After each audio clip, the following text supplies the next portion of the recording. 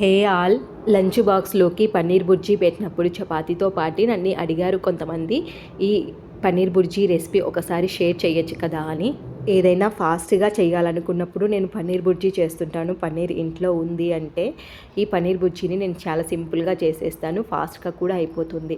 ఒక కడాయి పెట్టుకొని అందులో కొద్దిగా జీలకర్ర, కరివేపాకు, ఎండుమిర్చి వేసేసుకొని ఫ్రై చేసుకోవాలి. తర్వాత అందులో చిన్నగా కట్ చేసుకున్న ఆనియన్స్ వేసేసుకొని కొంచెం కలర్ చేంజ్ అయ్యేంత వరకు వేయించుకోవాలి. అందులోనే 1 స్పూన్ ఫ్రెష్గా దంచుకున్న జింజర్ గార్లిక్ పేస్ట్ వేసేసుకొని అది ఫ్రై అయిపోయిన తర్వాత టొమాటో వేసుకోవాలి.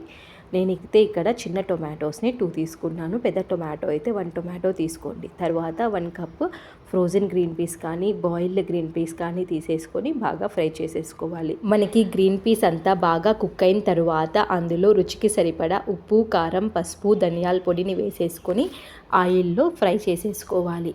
ఉప్పు, కారం, పసుపు, ధనియాల పొడి కొంచెం ఆయిల్లో ఫ్రై అయితే మనకు పచ్చివాసన లేకుండా నీట్గా కర్రీకి పడుతుందన్నమాట. నేనైతే ఇక్కడ 250 గ్రామ్స్ పన్నీర్ క్యూబ్ని తీసేసుకొని స్మాష్ చేసుకుంటున్నాను. మీరు లేదంటే తురుముకొని మిక్స్ చేసేసుకోవచ్చు. మనకి సమ్మర్లో ఎప్పుడైనా పాలు విరిగిపోతుంటాయి కదా, అప్పుడు ఆ వాటర్ని స్ట్రెయిన్ చేసేస్తే మనకు పన్నీర్ వచ్చేస్తుంది. ఆ పన్నీర్తో మనం ఇలా కర్రీ చేసుకున్నా కూడా చాలా టేస్టీగా ఉంటుంది.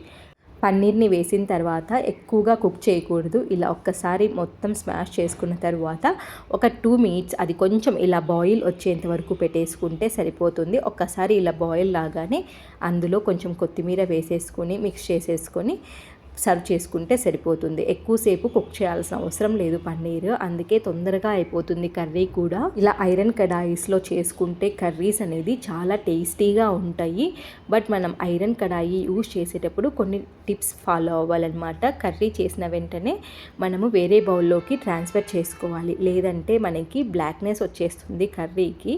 ఇలా టొమాటోస్ వేసుకున్న కర్రీస్కి అయితే మరీ ఎక్కువగా వస్తుంది. ఐరన్ డెఫిషియన్సీ ఉన్న వాళ్ళకు కూడా ఇలా ఐరన్ కడాయిస్లో చేసుకుంటే చాలా మంచిది.